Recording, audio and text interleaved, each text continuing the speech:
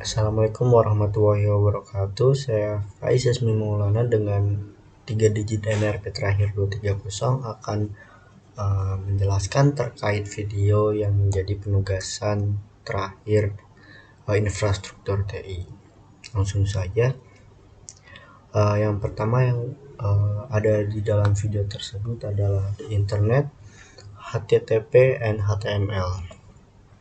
HTTP sendiri adalah Hypertransfer Protocol yang merupakan salah satu bahasa komputer yang digunakan untuk mengakses web. Bentuk perintahnya berupa GET HTTP dan POST HTTP yang kemudian akan diterima oleh server web. GET HTTP sendiri berupa perintah yang dikirimkan ke server yang kemudian akan diterima oleh server, dan pada akhirnya server meresponnya dengan mengirimkan kode HTML untuk ditampilkan di layar.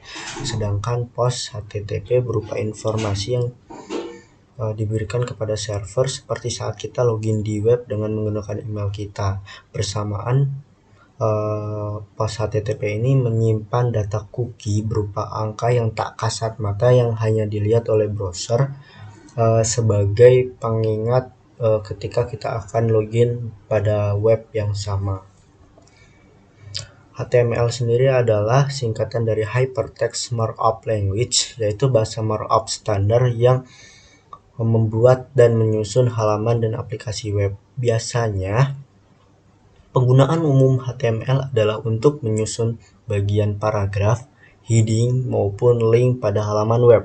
Tapi meskipun susunannya seperti coding, perlu diketahui bahwa HTML itu sendiri bukanlah bahasa pemrograman. HTML menyusun semua penempatan yang ada di dalam web. Akan tetapi jika ada gambar atau video pada web tersebut, itu akan masuk ke file terpisah yang berupa URL. Hitungannya satu gambar atau satu video itu satu file URL. Jadi semakin banyak jumlah gambar atau video pada suatu web, maka web tersebut akan terlihat berjalan sangat lambat ketika akan menampilkan keseluruhan dari web tersebut. Kemudian yang selanjutnya adalah bahaya peretasan itu sendiri. Semua hal yang saya jelaskan tadi karena berhubungan dengan internet dan informasi juga, maka sangat rawan diretas. Akan tetapi web menyuruh kita untuk berkomunikasi melalui saluran yang aman dengan menggunakan secure security layers dan penerusnya, yaitu transport layer security. Kemudian penjelasan selanjutnya adalah the internet, encryption, and public key. Enkripsi adalah proses mengacak data sehingga data hanya dapat dipahami oleh orang-orang tertentu saja. Secara teknis, enkripsi berarti proses mengubah plain text yang bisa dipahami manusia menjadi ciphertext yang tidak bisa dipahami. Pengacakan data dalam enkripsi tidak benar-benar dilakukan secara acak. Dalam prosesnya, enkripsi menggunakan cryptographic key, yaitu string karakter dalam algoritma enkripsi yang dapat mengubah data menjadi acak. Cryptographic key berisi sekumpulan nilai matematika yang disepakati oleh pengirim dan penerima pesan terenkripsi. Hal inilah yang menyebabkan data menjadi terkunci. Encryption namun dapat tetap dibuka decryption oleh pihak tertentu.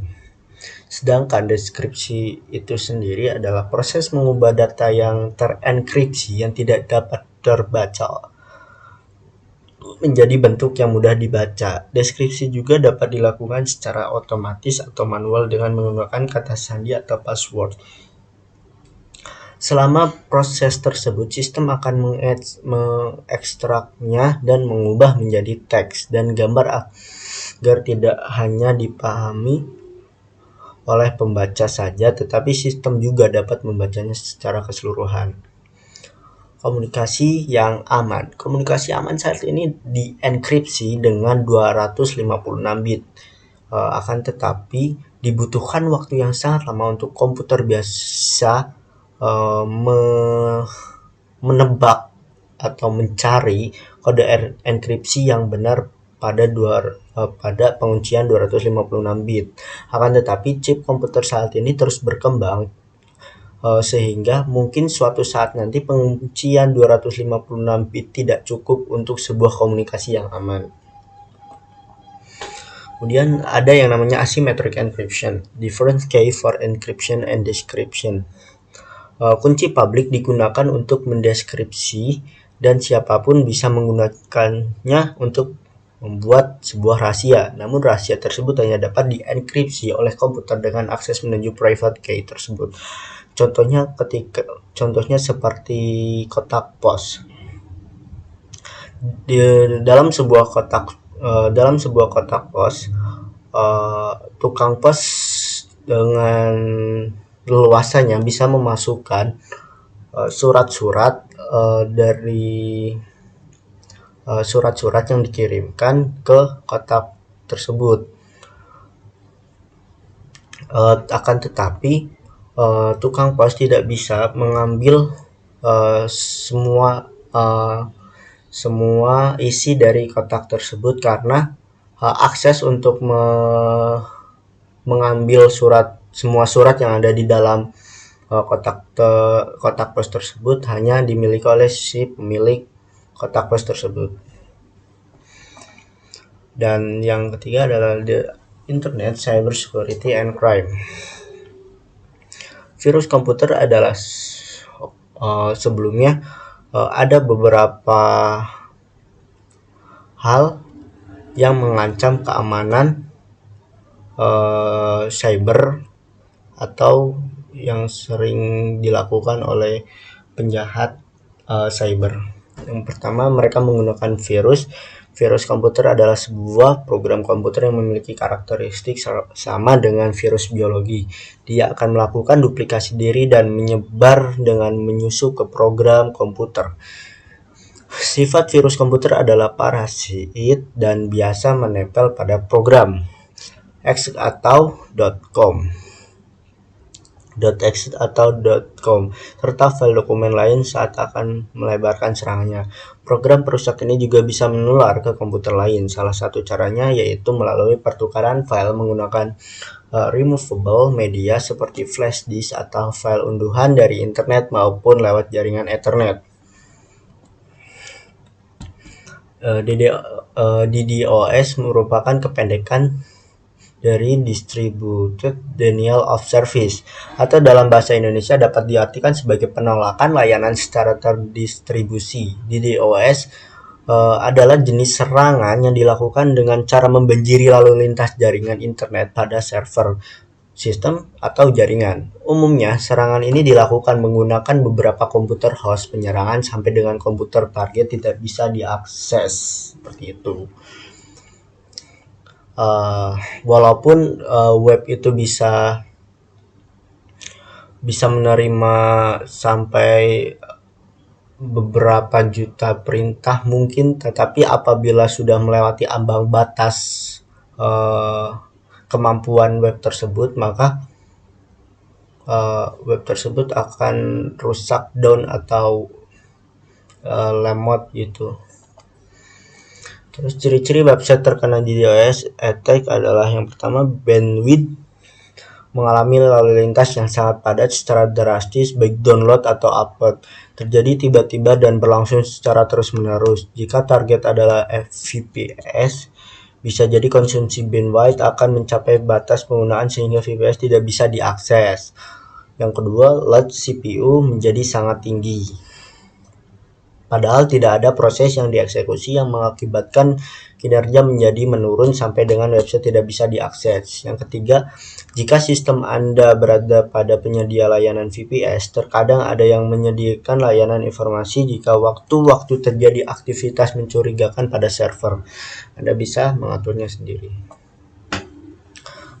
Kemudian yang terakhir adalah phishing. Phishing adalah upaya untuk mendapatkan informasi data seorang dengan teknik pengelabuan. Data yang menjadi sasaran phishing adalah data pribadi seperti nama, usia, alamat, data akun, username atau password, dan data finansial. informasi kartu kredit atau rekening. Contohnya ketika kita melakukan aktivitas login di situs yang mungkin tidak aman, maka data pribadi kita bisa disalahgunakan oleh pemilik website tersebut. Yang terakhir adalah the Ethernet, how search works. Search engine adalah sebuah program perangkat lunak yang dapat membantu pengguna untuk mendapatkan informasi yang dicari di internet. Jadi ketika Anda mengetikkan informasi apa saja dalam kolom pencarian dan mengetikkan enter, maka search engine akan bekerja untuk menampilkan hasil yang paling relevan. Kemudian di dalam search engine ada yang namanya indexing. Indexing adalah proses ketika search engine mengatur informasi sebelum adanya pencarian. Maka ketika ada seorang yang mencari dengan sebuah keyword, search engine mudah menemukan situs yang relevan. Indexing atau web indexing merupakan salah satu bagian dari kinerja search engine yang secara garis besar kerja sebuah search engine terdiri atas 3 tahap, yaitu crawling, indexing, dan ranking. Kemudian yang selanjutnya machine learning dalam search engine. Semakin berkembangnya teknologi, maka sangat membantu juga pada perkembangan search engine saat ini. Search engine saat ini tidak hanya menampilkan masing-masing kata yang kita ketik pada halaman kolom, akan tetapi search engine juga saat ini mampu memahami makna pokok dari kata yang kita ketik pada halaman kolom tersebut. Mungkin cukup sekian dari saya. Wassalamualaikum warahmatullahi wabarakatuh.